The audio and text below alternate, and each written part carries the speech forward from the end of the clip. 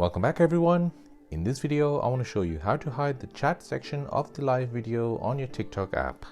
Before we begin, don't forget to subscribe to this channel if you enjoy these kind of videos and turn on bell notifications. If this video helps you out, then please hit that like button and let me know in the comment section down below. So hiding the chat section of a live video on TikTok allows you to see the person who's doing a live stream properly and avoid being distracted by all the chat which is appearing down below. To hide the chat section of a live stream, open up your TikTok app. Now go to a live stream of a TikTok user. Once the live stream starts, you should see a chat appear at the bottom.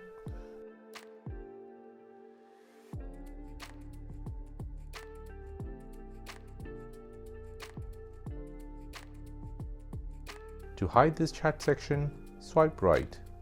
This will hide the chat section and all the other titles on the screen. To get it back, just swipe left. And that is how to hide the chat section of a live video on TikTok.